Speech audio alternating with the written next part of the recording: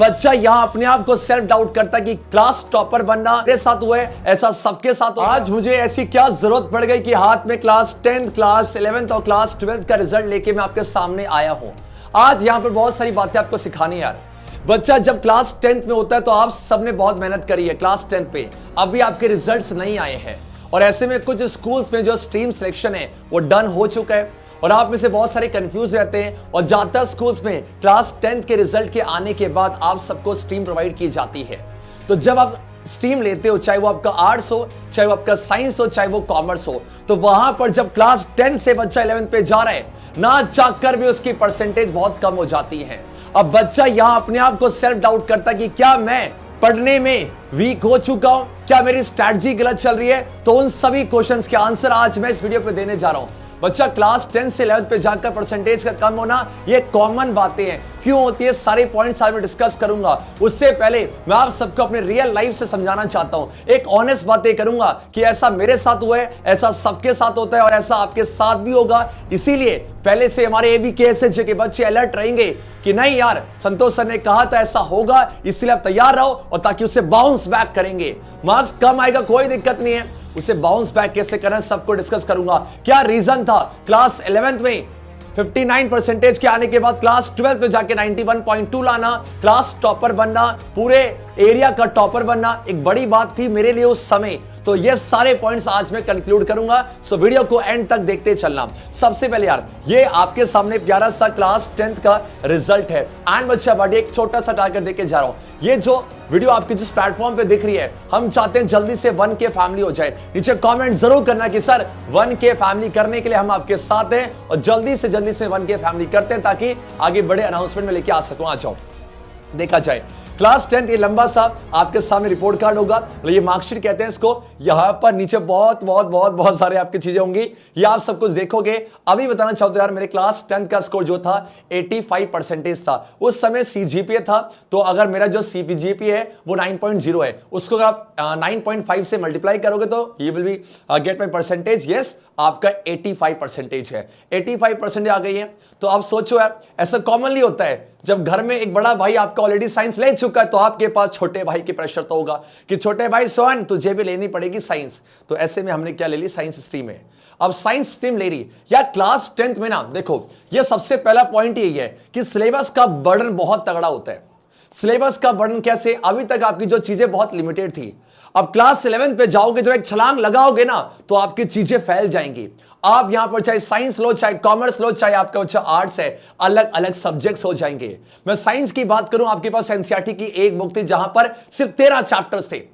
अब यहां बच्चा फिजिक्स, केमिस्ट्री, मैथमेटिक्स और आपके पास अगर आप बायोलॉजी वाले हो, बायोलॉजी और मैथ, ये सब आपका खुल जाएगा। इसका मतलब ये नहीं कि आपको डरना है, भैया सिलेबस बढ़ रहा है। बोलो अगर घर में काम बढ़ जाता है तो आप बांट लेते हो, वैसे ही बच्चा अगर आपका सब्जेक्ट बढ़ रहे ना तो यहां पर आपको और अलर्ट होने की जरूरत है। अभी मैं सोल्यूशन की बात करता हूं, तो मैंने यहां पर साइंस स्ट्रीम ले ली, डन है क्या? ठीक है। तो यार मुझे नहीं पता था कि क्लास 11th पे कुछ ऐसा मजाक मेरे साथ होने वाला है। अब क्लास 11th की बातें करते हैं। जब मैं क्लास 11th पे गया, अब आप गेस करो कितनी परसेंटेज होगी। जो चाहे 85 लाख के क्लास टॉप कर रहा है उसकी कितनी परसेंटेज बननी चाहिए? तो आई स्कोर्ड ओनली बच्चा 59% in my class 11th exams. तो जब ये रिजल्ट मेरे हाथ में आया तो मैंने एक ही सवाल पूछी, संतोष तूने गलत साइंस ली है। घर पे आया बहुत रोया यार, होता है लिटरली होता है, परसेंटेज बहुत मायने रखते हैं टॉपर बच्चों के लिए।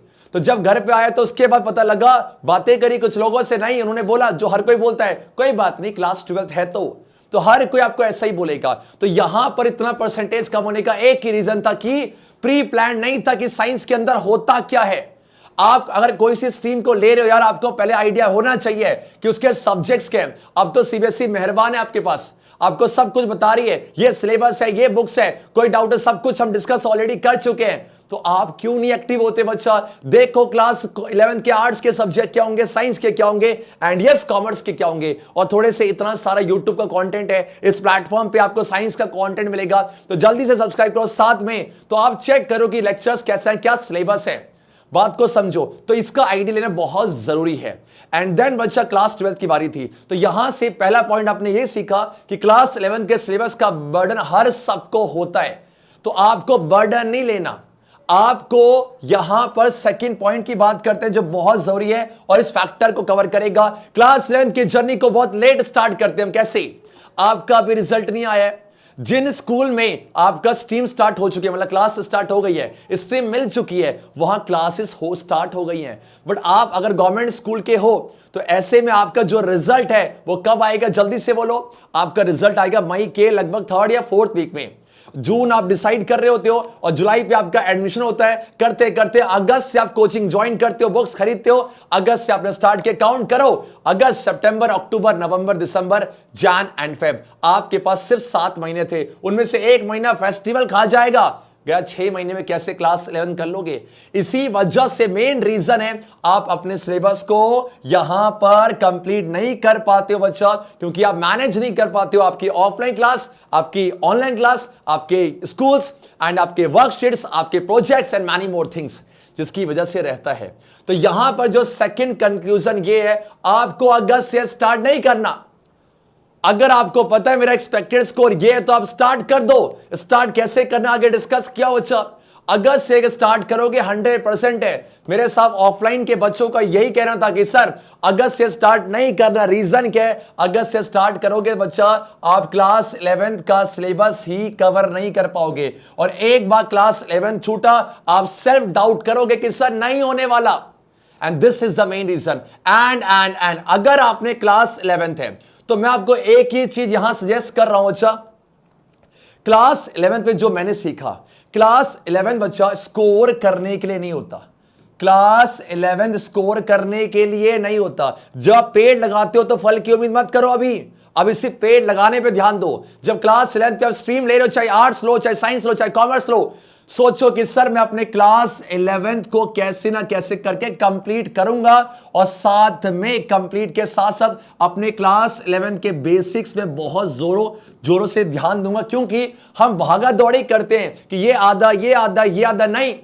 आपको सारी चीजें यहां पर आए ना, कोई बात नहीं बच्चा, आपको बेसिक्स बहुत स्ट्रॉन्ग कर लेना। क्योंकि क्लास 11th में मेरा मानना यह है कि आप क्लास 12th के लिए प्रिपरेशन कर रहे हो। एक बार बच्चा क्लास 11 सेट हो जाती है ना, तो अगर कोई बच्चा 59% भी ला रहा है तो वो क्लास 12th में जाके 91.2 तक का सफर भी तय कर लेगा। आप तो इससे ज्यादा जाओगे, मुझे पता है बच्चा, लेकिन यह होता है, कॉमन है।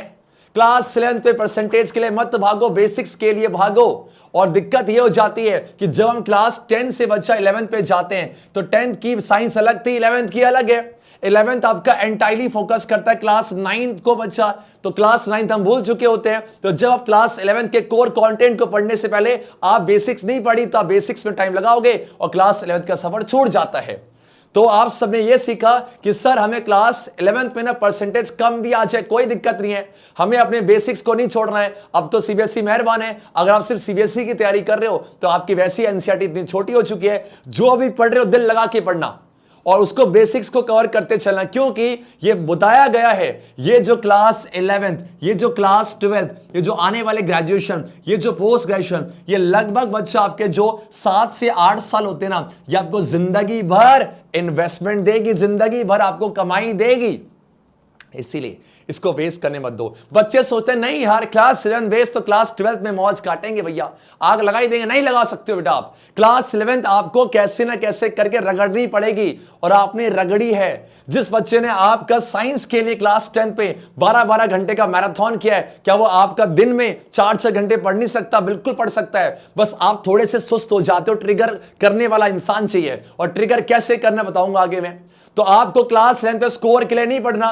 क्लास 11 की जो मेरी मार्कशीट थी ना, कुछ काम की नहीं है। आप मानोगे नहीं, मैंने ये अभी 5 से 6 साल बाद मैंने इसको ओपन किया है, बस आपको एग्जांपल देने के लिए। कुछ काम नहीं आती बच्चा, ये ध्यान देना। इसलिए बेसिक्स पे काम करो। अगर लर्निंग आ जाएगी, जिंदगी भर अर्निंग करोगे। तो लर्निंग प्लस में अर्निंग करनी, आगे बढ़े क्या? Yes sir.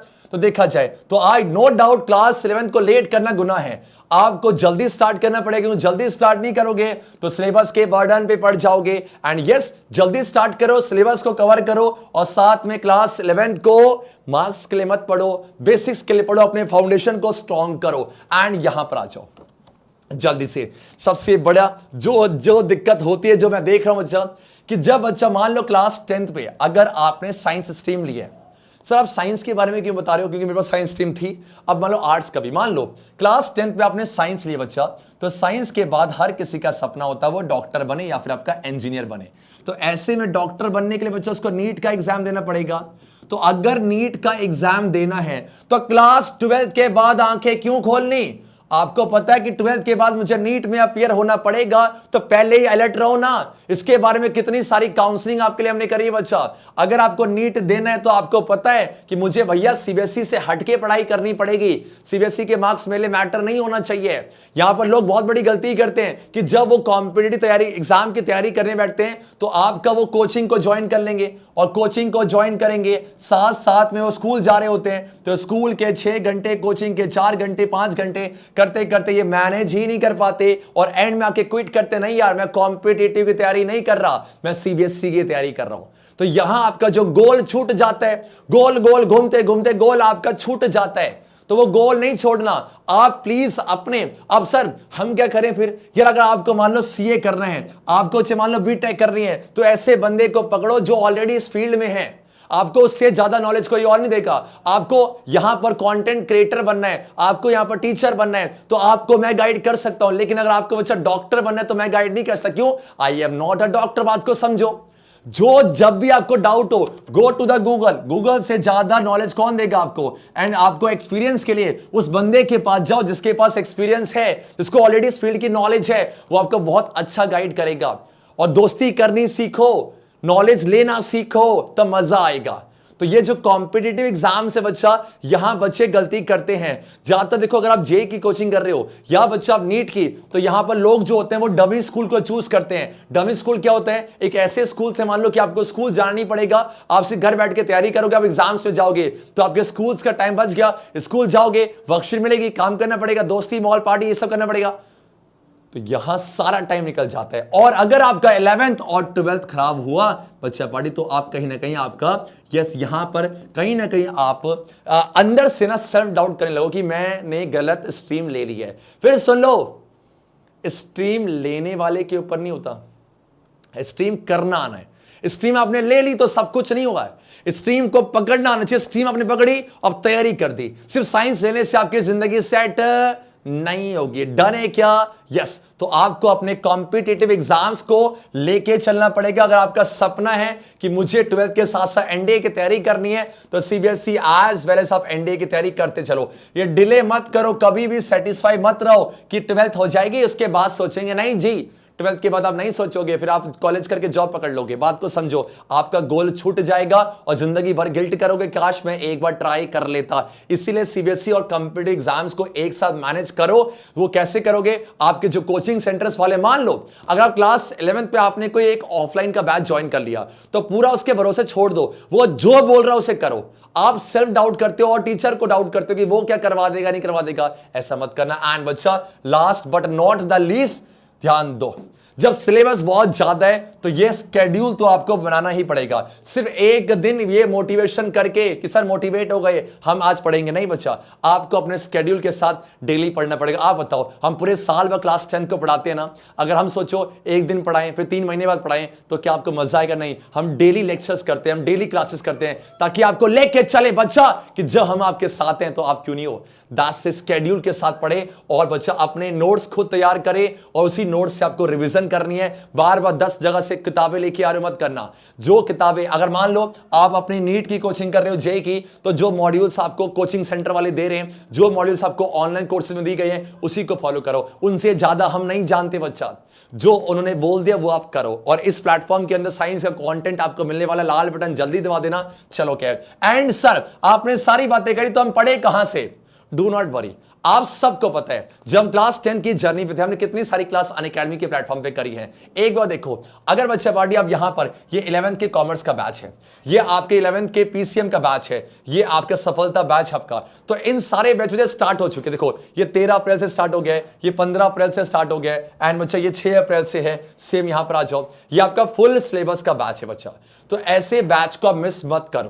देखो सिंपल सा है, देखो मेरा मानना ये ना कि देखो ऑनलाइन क्लासेस का एक फायदा होता है, आपका टाइम बहुत बचता है। और ये जो बच्चा वीडियो देख रहा है वो इस बात से एग्री करेगा, टाइम बहुत बचेगा। साथ में आप यहां पर डेविएट नहीं होगे जब चीजें आपको डेली करवाई जाती है ना। अब ऑनलाइन ऑफलाइन सेंटर का एक नुकसान मुझे जो लगता है, आप जाते हो उस माहौल से कुछ बातें हो रही हैं और कुछ काम की बातें कम हो रही हैं, कई पार्टी में चले गए, कई मोमोज खाने लग गए, तो बहुत टाइम वेस्ट होता है। ऑनलाइन का प्रॉपर शेड्यूल है, घर बैठ के तैयारी करनी है। एंड बच्चा ये अगर सेल्फ स्टडी नहीं कर रहे हो ना, तो ये सेल्फ स्टडी करना है तो उसके लिए टाइम बचाना पड़ेगा, जो कि आपको ऑनलाइन क्लास के मिल जाता है। ये सारे बैच आपके अवेलेबल हैं, आपने कुछ नहीं करना। इन सारे बैच की जो लिंक है वो मैं आपको डिस्क्रिप्शन पे अटैच कर दूंगा, आप सब जाओ और इस बैच पे एनरोल करो। सर फीस कितनी होगी? बच्चा आप मार्केट में जाना, पता करना फीस कितने क्लास 11th की। तो पर सब्जेक्ट की फीस बता रहा हूं मैं, पर सब्जेक्ट की फीस लोग लेते हैं 1200, 1500, 1600 एक सब्जेक्ट की। हो सकता है कि आपके इलाके में इससे ज्यादा महंगी फीस हो।